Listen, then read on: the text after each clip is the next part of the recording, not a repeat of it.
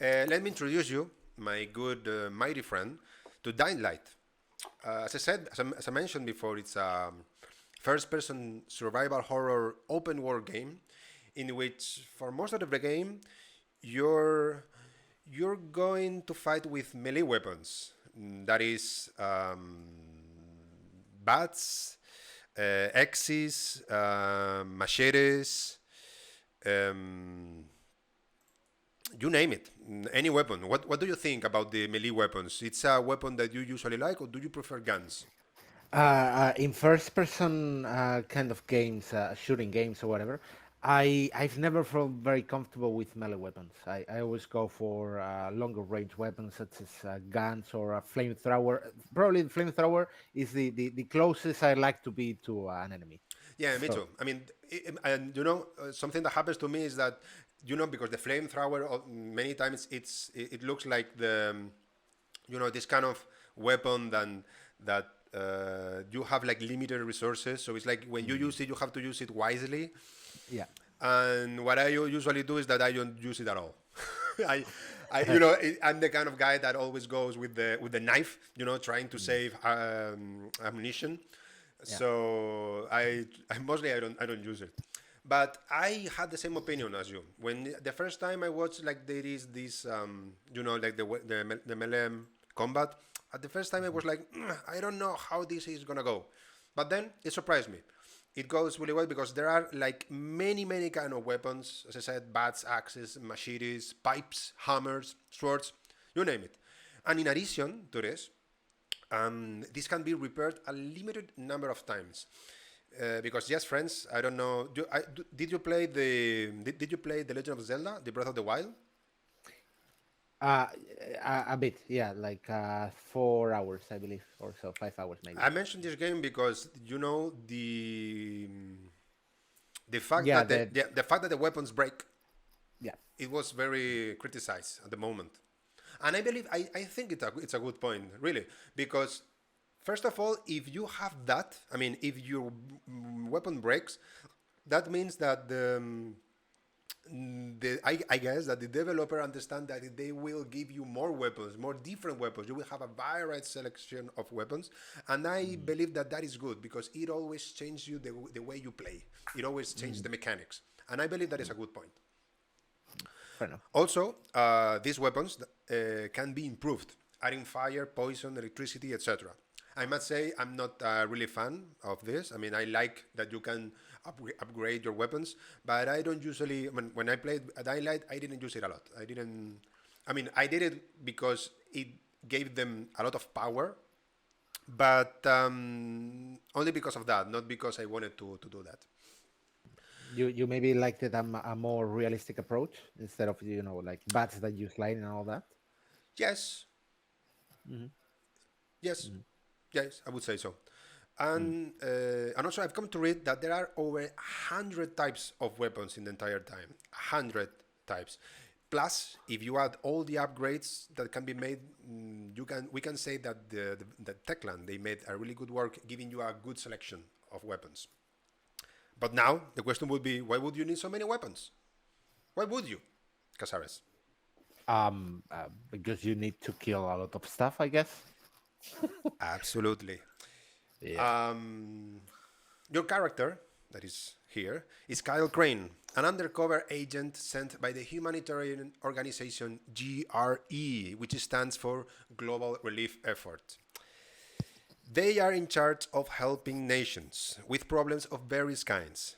Your mission is to recover a very important document from the city state of Haran, a fictional location inspired by the Middle East, Brazil, Eastern Europe, etc.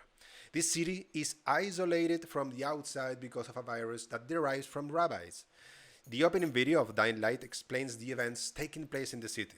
Two journalists recount the facts, so I'm gonna act it out a bit, if you don't mind, Casares. You know, Sure, go for it. as you know, I made a bit of plays, and I'm a bit of an actor actually. So Mm. I have to put my best. But wait. Go for it, man. Okay, let's do it. The eyes of the world have been glued to the city of Haran for the past 2 months following the outbreak of a previously unknown pathogen. It's not yet clear what has caused this gruesome affliction. The local government's Ministry of Defense erected a quarantine wall shortly after the outbreak. The global relief efforts' steady stream of supply drops has sustained what few survivors remain in the city. The Ministry of Defense believes more radical action should be taken to stem the tide of this virus. The question is, are there still uninfected survivors in the city, as the GRE maintains? And if so, will the ministry still go through with their stated plan to annihilate the city in an attempt to wipe out the Haran virus once and for all? Whether by way of the virus or the ministry's proposed plan, one thing is certain: Haran's days are numbered. Terrifying, right? That was actually, I think that was even better than the Spanish version that you did.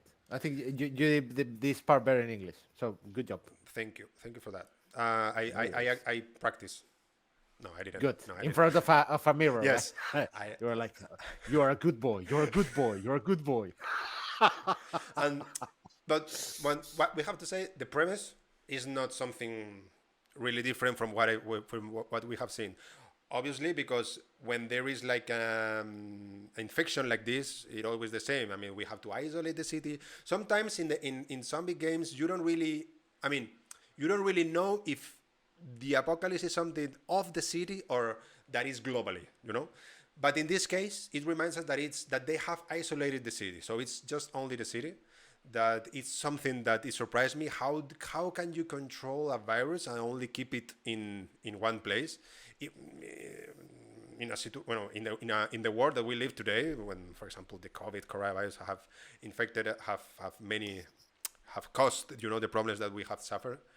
But well, the virus, as we can imagine, spreads fast through bites and saliva, turning its victims into zombies who roam the world of search of human flesh. So, sounds familiar? That's right. The zombie. Here we have it. The zombie. The zombie in the world of video games is clearly, I don't know if you agree with me, Casares, but it's clearly one of the most used and important enemies. And its existence represents all the reasons for it to be so. Do you agree? Yeah, absolutely. It's a clear enemy, and its death doesn't result in the player having any kind of ethical or moral dilemma. Of course, in Dying Light, they have their own catalog of creatures. For example, the most representative infected of the genre, and the most basic one, I would say, is in Dying Light called the Biter, that wanders around the stage and due to its decomposition has lost a lot of strength and is easy to defeat. We would say the normal zombie. In this video, now I would like to focus on the ideas behind the game. And for this, I believe it is important to talk about the company and its previous game. Dying Light is considered by some to be the spiritual successor to Dead Island. Do you know Dead Island? I heard about it. Yeah, I know that it got kind of a mixed critics, but overall it was a good game. Yeah, I played it not so long time before, but I played it. I believe it's not that sad or it's not that serious. I believe that Dead Island is more, you know, it has more irony in it. I believe it has more comedy. And by the way, I believe that the other day Dead Island 2 was announced, but this is only from I think I think it was released on Amazon or something like that. I'm not sure about it. But yes, Dead Island. Dead Island was another game developed by the same company, Techland. Techland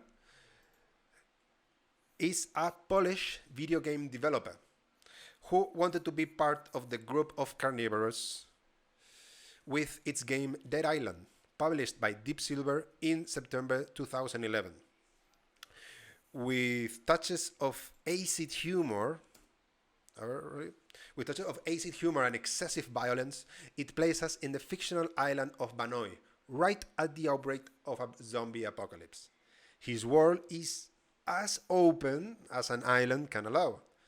I believe that was a good location, the island, because it's also a resort island. So That is good, my opinion.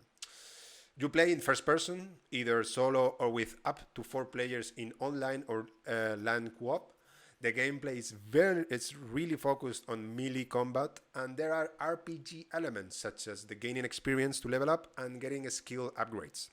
All these elements are also preserved in Daylight. So, what can be different? What do you think? From other video games, you mean? I mean, for example, this one has, as I said, the gameplay is the melee combat. The story, I mean, I'm not into the story right now. I'm just talking about the gameplay The mechanics. gameplay. Uh-huh. But I mean, for example, what would you add to this setting? What do you like the setting, the island thing, the resort, paradise about it? Yeah, I think it's I mean, it's a good setting, definitely.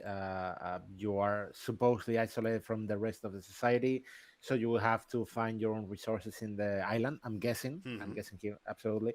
Maybe create your own fort or house or whatever. And probably maybe there can be even underground tunnels from different people that came before you. I don't know. Yeah, The setting can be very good if you put in an island, I if agree. you know how to do it. I agree. And also the fact that it's maybe controlled by a company, like because you said the tunnels, the people that live Mm. here. But I don't know. I don't know if it's something related to the story. I haven't finished it.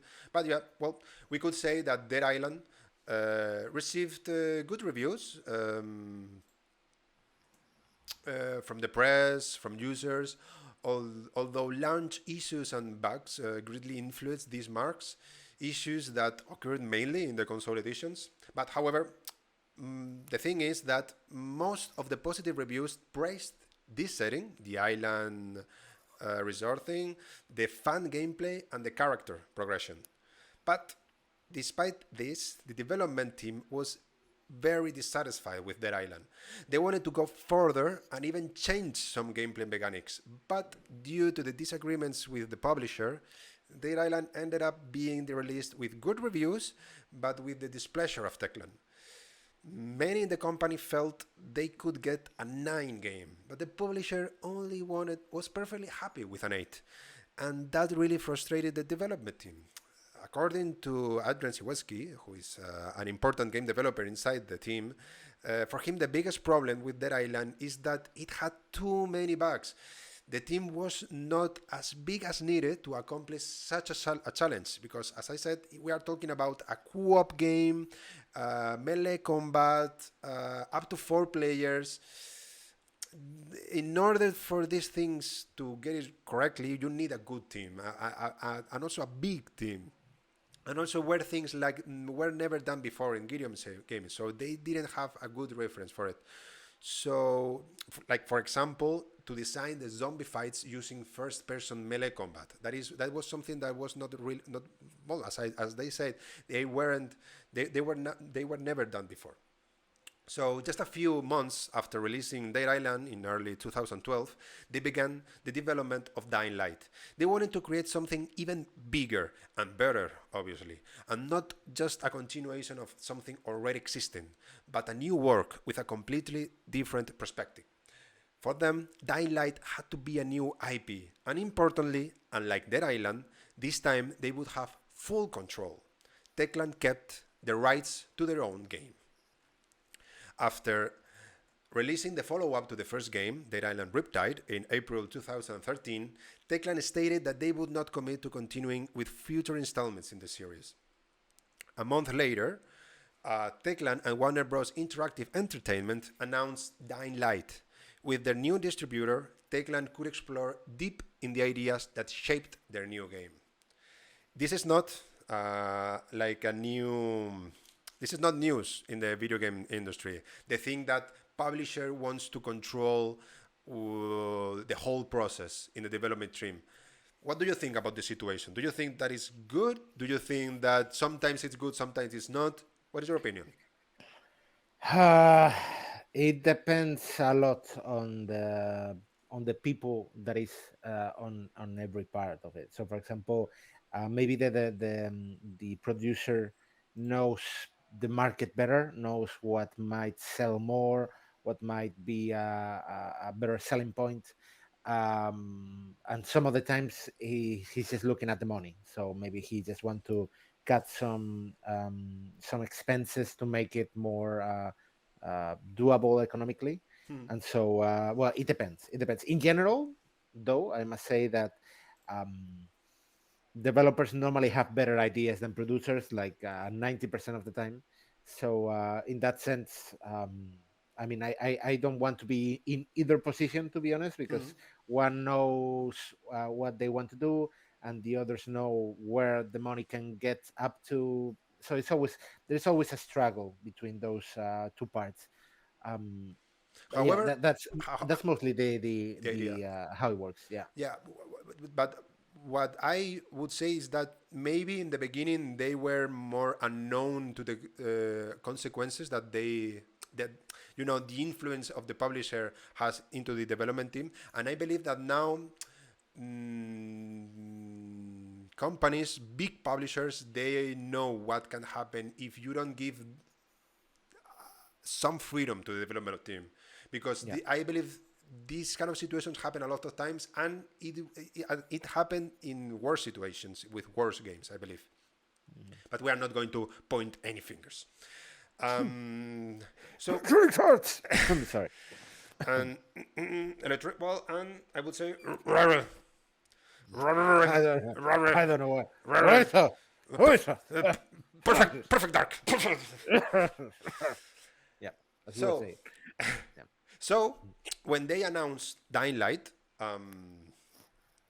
in at a pre E3 event in Santa Monica, California, a demo of the game was presented, showing the main ideas behind it.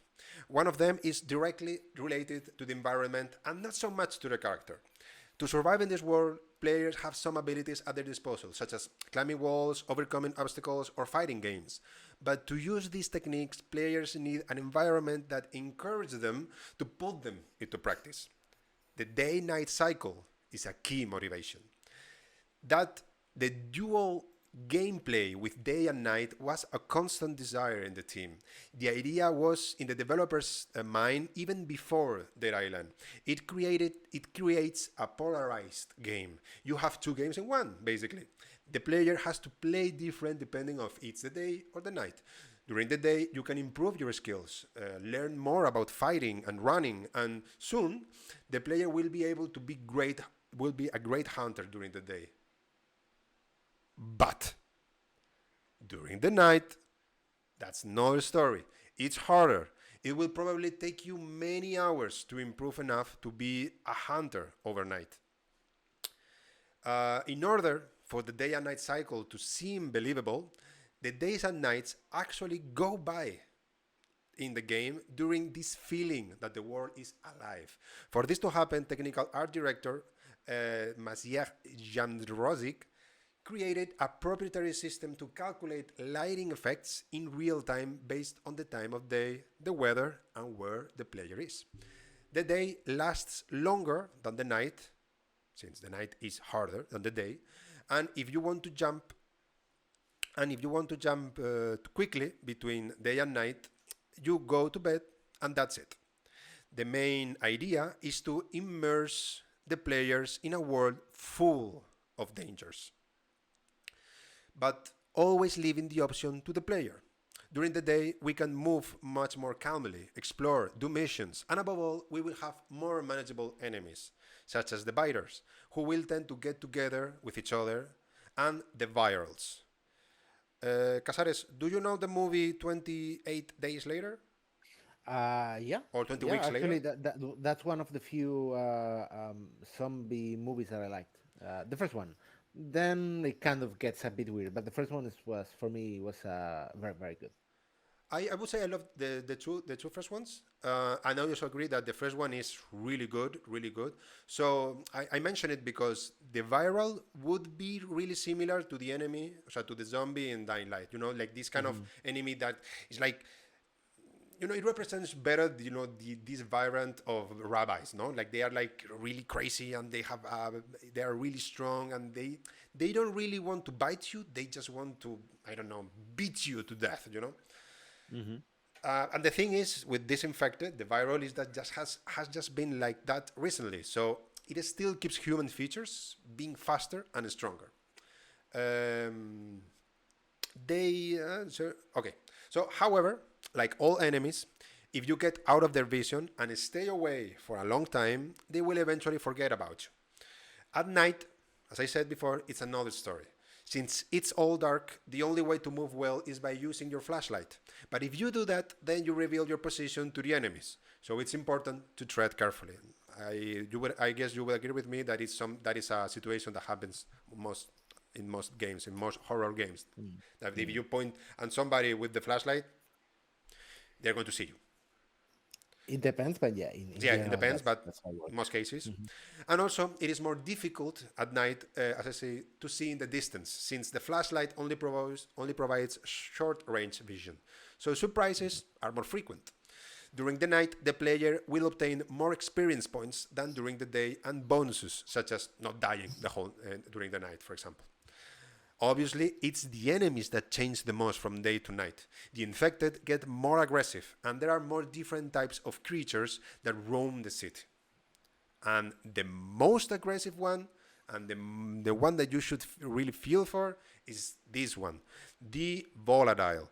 The volatile, a type of infected with extreme speed, strength, lots of life, and really, really bad blood. If it hits you, you're dead. Another creature that it would be also that only appears in the night is the Nightwalker.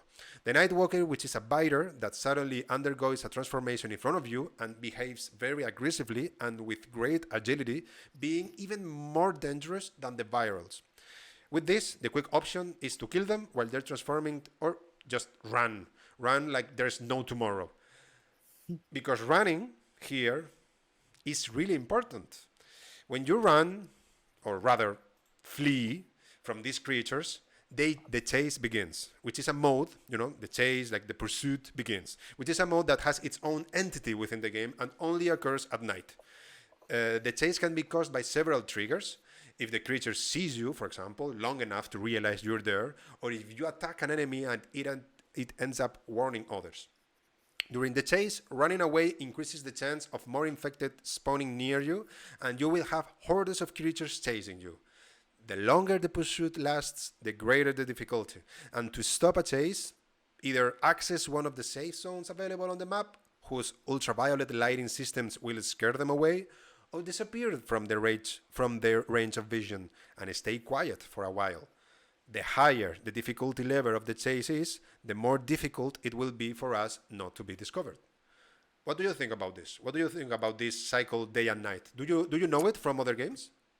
The cycle itself, yes. This is an idea that's been used for quite some years now. Uh, I believe even the Ocarina of Time Yes, that you were talking about, it has it's it. true. Um, but also like well, I mean, especially in role playing games, this is an idea that has been used for quite some time.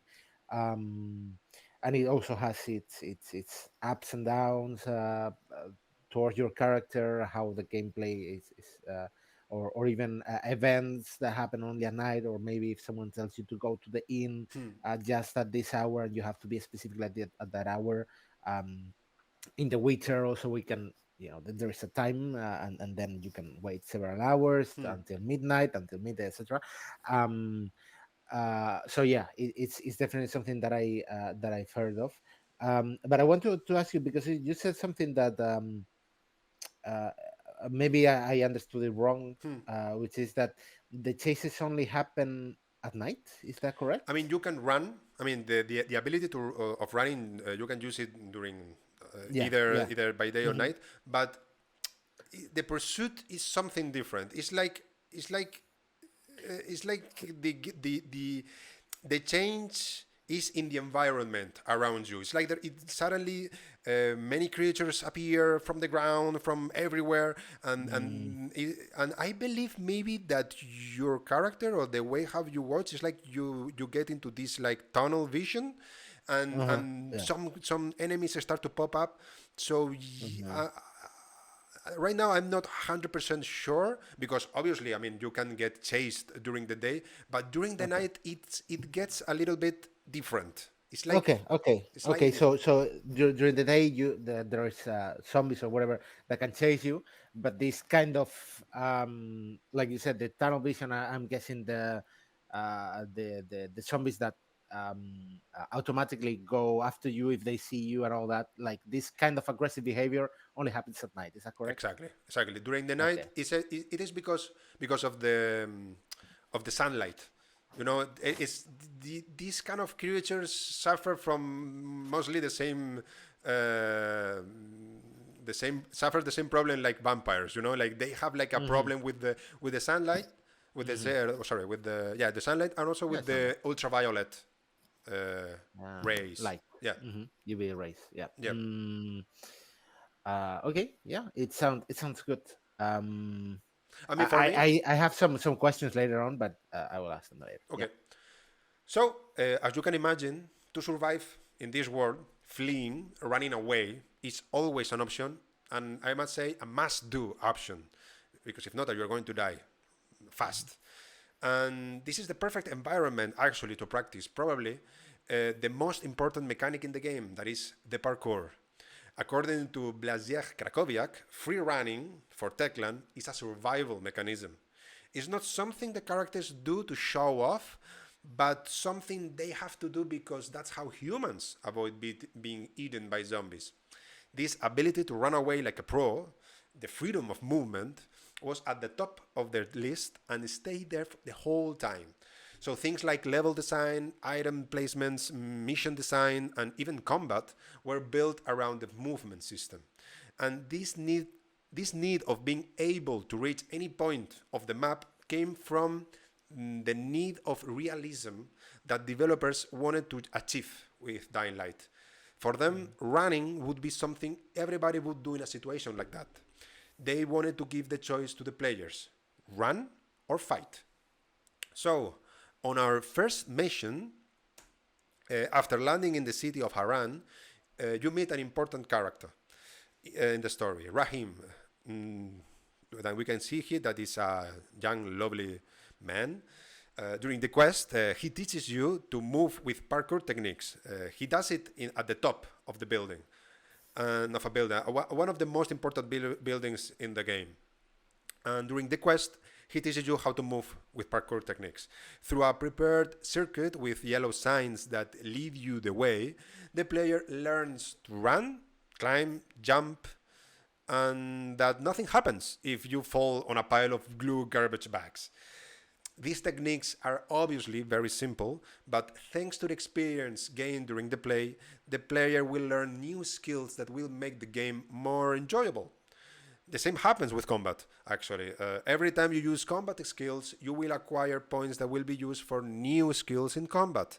They do not add, so they do not add to each other. I mean, it's when you fight, you will get the experience combat points, and when you move, when you jump, when you do even the pursuit, the chase and everything, this will give you some more points in order to achieve these abilities. So this is not something new, obviously, for Dying Light. I mean, this is not something that Dying Light invented it, of course. But I would say that it is one of the games in which I have seen the most clearly progression during the gameplay. I mean, there's a huge difference between the beginning of the game, or beginning of what you can do in the game, and what you can end up doing at the end of the game. For you, Casares, is it important a good progression in the skill trees in the skills tree?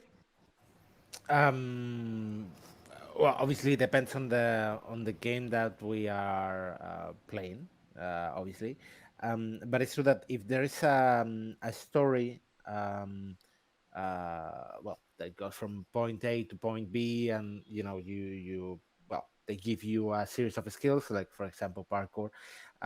You can to make it feel fresh. During the gameplay, because you're getting used to the mechanics at the beginning. These mechanics might be absolutely amazing, but it's true that the more you play, the more you get used to them, and at some point it can get slightly boring. For Yeah. example, I was reminded actually by this parkour mechanic, which is the first time that I played an Assassin's Creed. Yes. My mind was blown. Sure. Like, oh my god, this is absolutely amazing. The feel of being able to go everywhere, jump, and that area. But it's true that um, after like maybe 5 hours playing, you kind of got used to it, and then, well, it was a decent experience, but it was not great. So in that sense, for example, you have two options: either do a skill tree like you talk about, I don't know, jumping higher, being able to climb different kind of buildings, or being able to kill from a specific height while you're jumping or whatever. Or you can do it so that the while you advance in the story, the character itself learns to do new moves by itself, like not like a specific skill tree, but maybe he now has a new item that allows him to I don't know, to go through a cable, to just jump from one building to the other.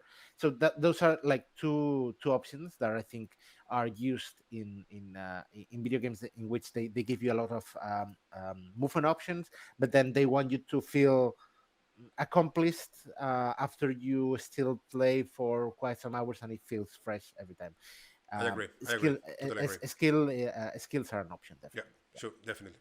Um, Regarding the fidelity of the animations, Techland had the participation of David Bell, considered by many to be the founder of modern parkour. Together with several young parkour practitioners, they came up with various moves and tried out some techniques so that the developers would have more options to base themselves on when designing not only the animations but also the way to interact with the environment. Parkour ends up becoming a choreography, a succession of buttons that make fleeing really fun, actually. So, at this point, I believe it is really important to compare Dying Light to Mirror's Edge, as Mirror's Edge is widely known for its first-person perspective and parkour. I believe you've played it, right, Casares? Yes, I have. I played it. Didn't finish it, but I played it. I thought it was pretty fun. Um, as maybe the viewers might be able to see in the screen, they base the movement so that you would go towards red objects. The red items or objects or cues would give you the idea that you can do a specific jump to it. So it's kind of a guided experience, but as well you can go through different routes and all that. And it was definitely, when I saw Dying Light, I thought of Mirror Sets at some point. It kind of reminded me. Yeah, I Mm. mean, I think that people that have been in the PS4 generations console, that the PS4, the Xbox One, and the Nintendo, they would know Mirror's Edge. I haven't played it. I would like to. I have it. I want to play it, but I think that it was original at the time. I believe. This concept of parkour and freedom of movement. No, yeah. Especially in first person, because it had already been maybe used a bit.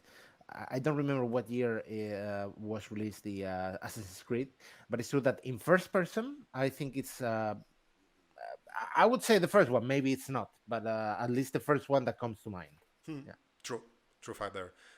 When Techland started the project, they knew they wanted a first-person open world that breaks down walls, visible or not. They hoped to create a game that allows the player to get out of the way, jump over fences, or climb to the top of a building to see what's on the other side. More or less like what I believe it's Mirror's Edge. So they started with this, with a similar approach to Mirror's Edge, placing what we would call hooks on rooftops and walls that the player could use to could interact with it in order to grab onto and climb up.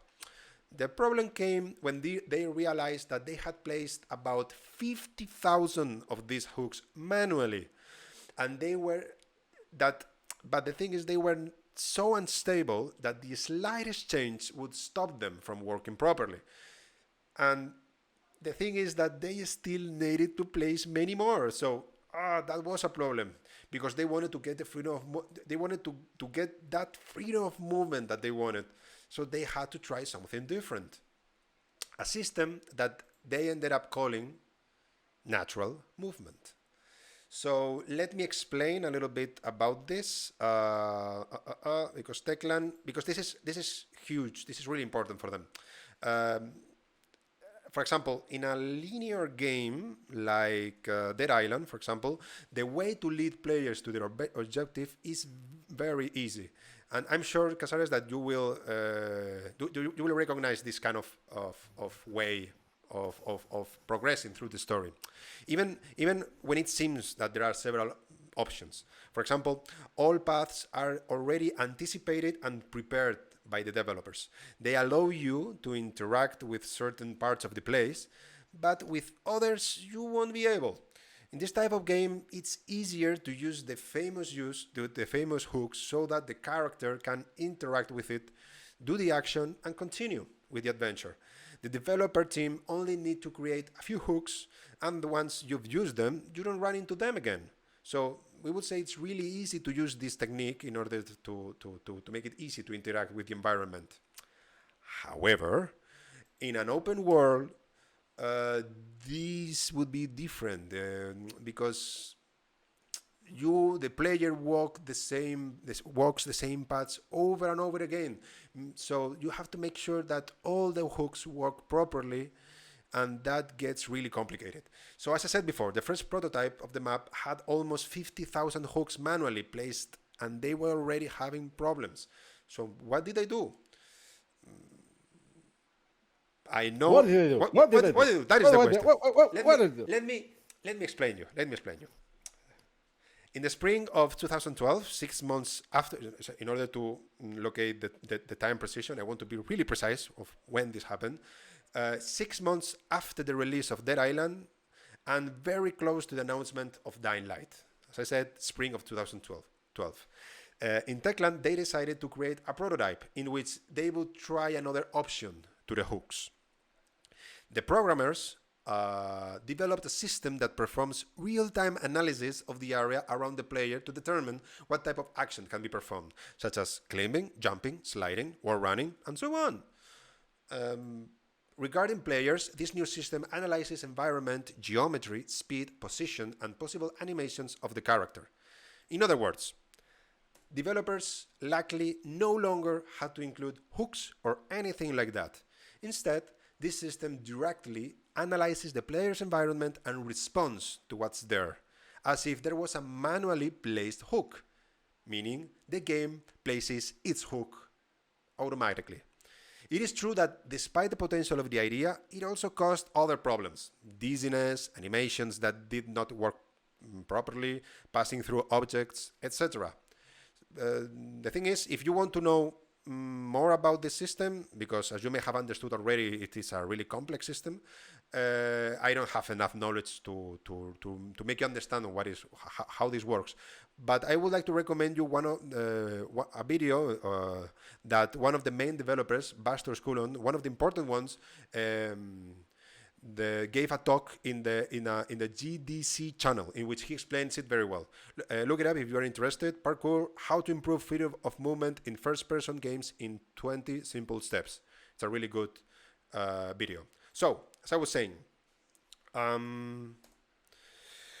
players can now reach places that were previously unreachable. And best of all, players can create their own routes through the environment. Now would be more realistic. The engine recognizes if there are obstacles in the way, and depending on how and where it is, the player will climb it or not. For example, if a wall has a broken ledge or there is a vehicle parked in front of it, the actions of our character will change.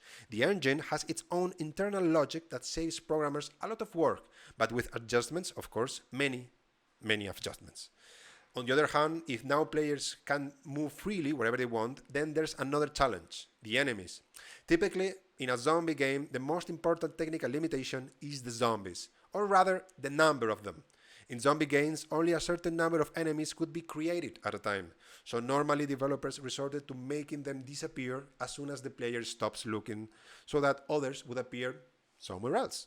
You have the feeling that there are many, but actually they are selected to appear and disappear as you play. Do you recognize this mechanic, this way of putting enemies into the games, Casares? I think most of the, especially because of the lack of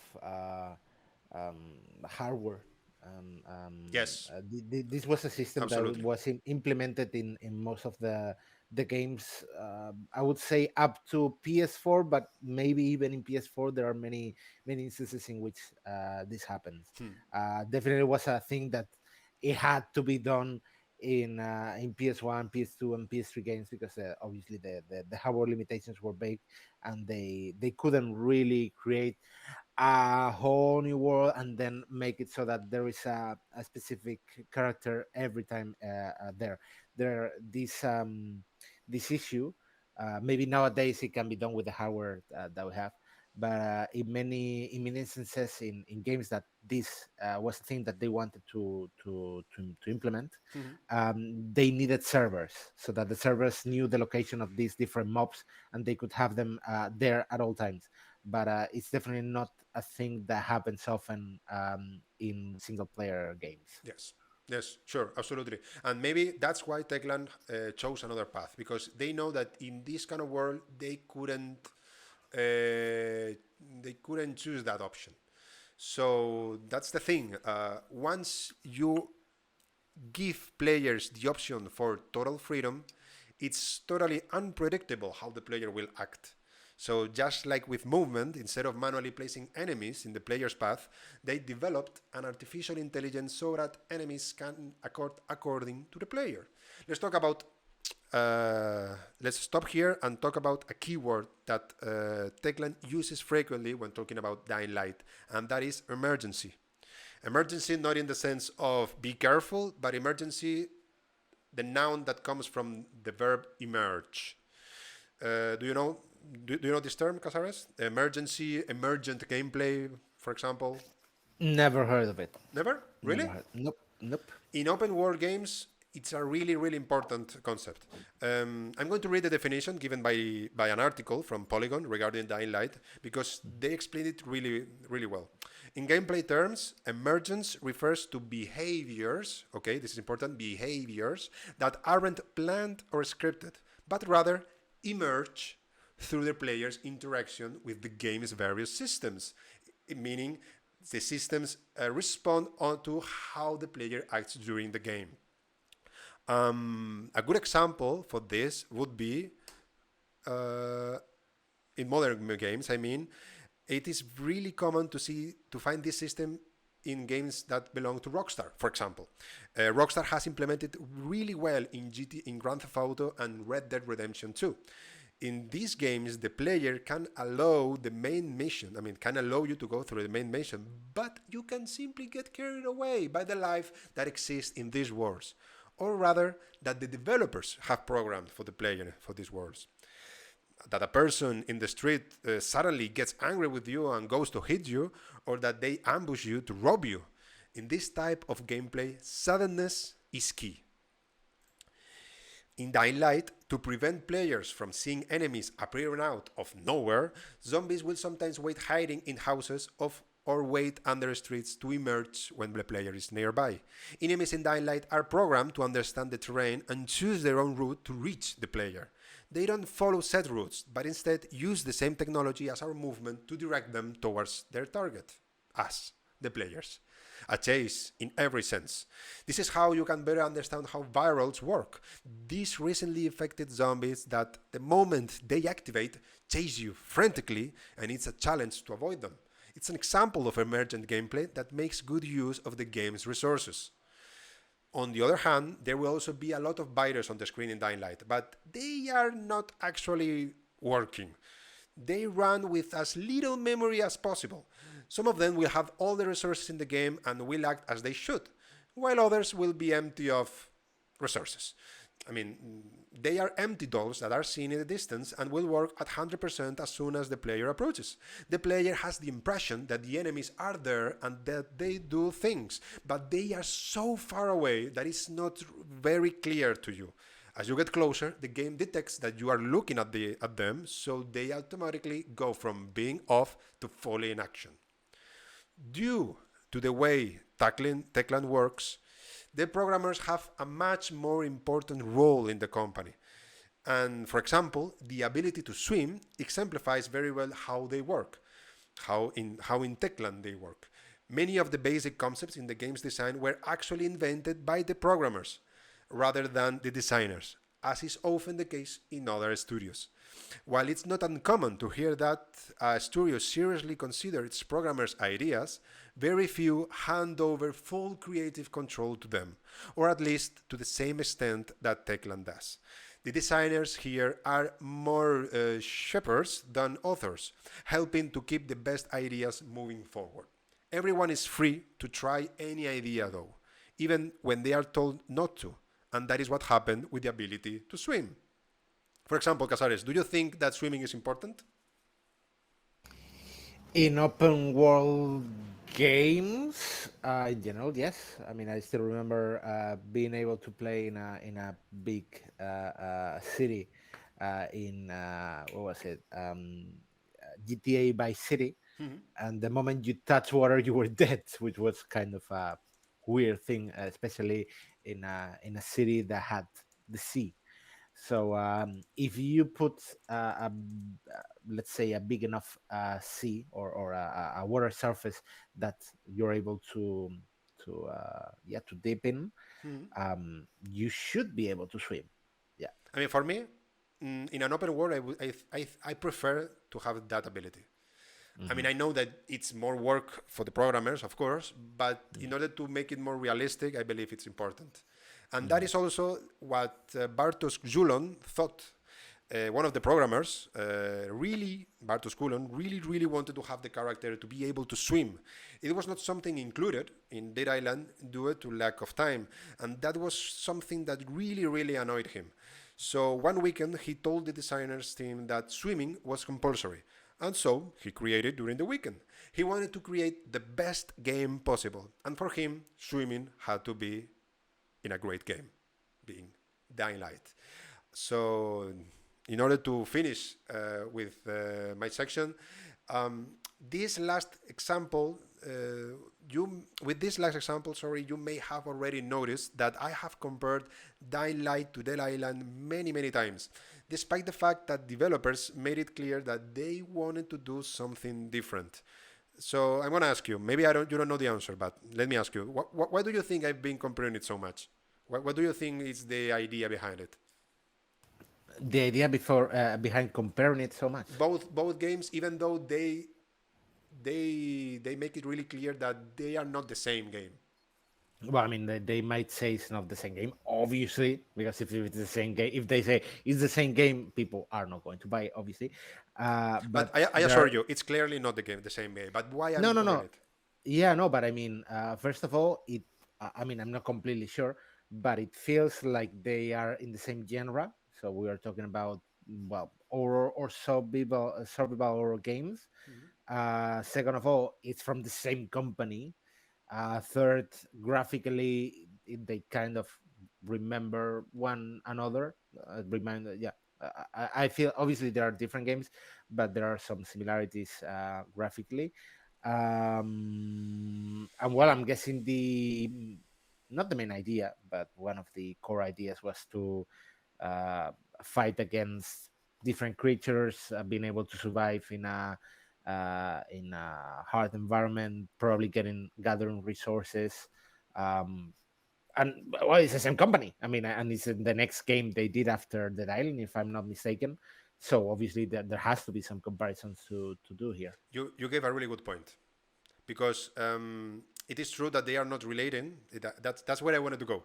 It is true that they are not related in terms of the plot or its universe, but obviously they are related in terms of the experience of the developer.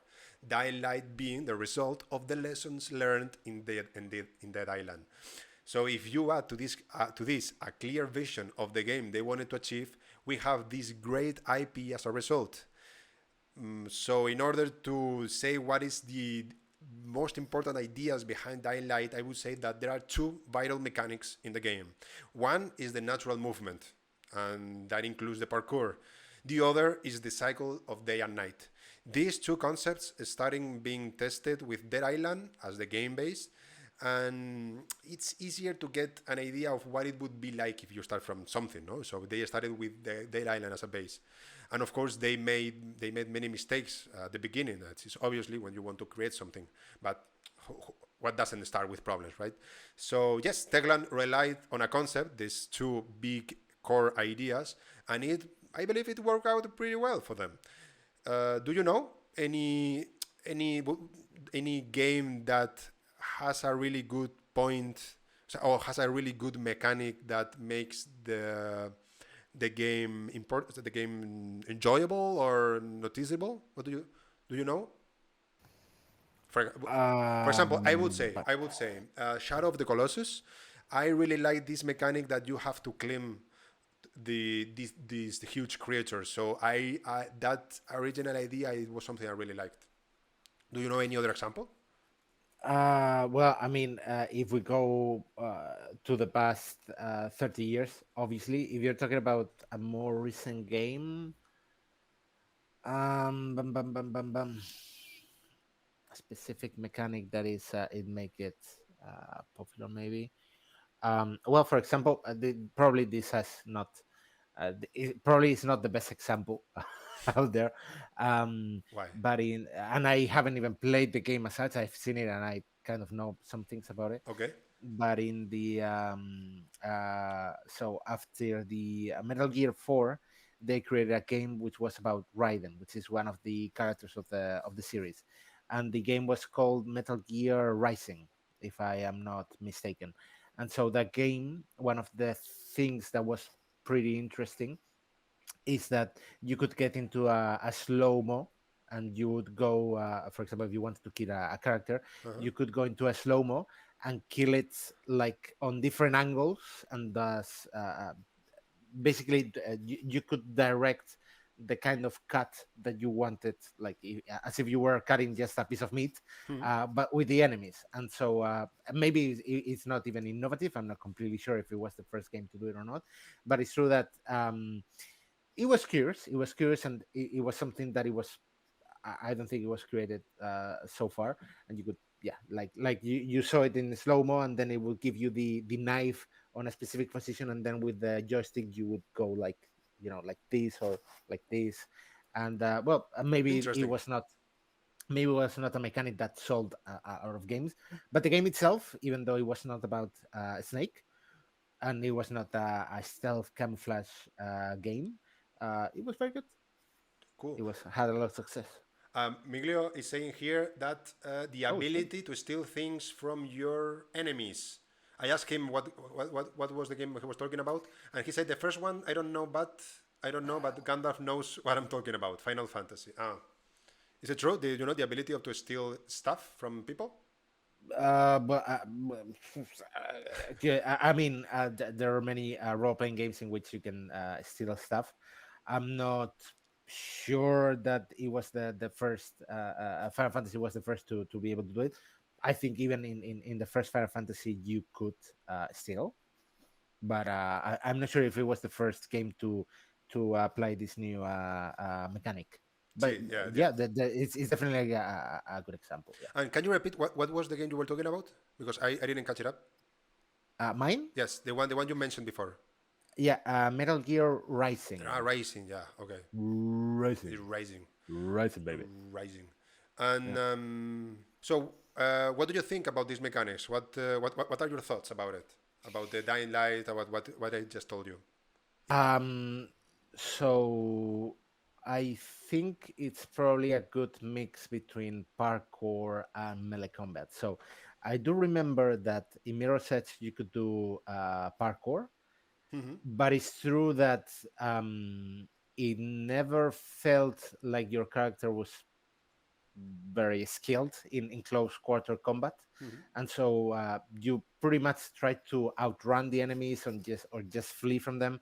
And then in this game, I feel like maybe, well, obviously maybe not at the beginning, because you have to get used to the mechanics, and then you probably have to improve your gear, but it feels like you are strong enough to get rid of many zombies at the same time, or maybe one after the other.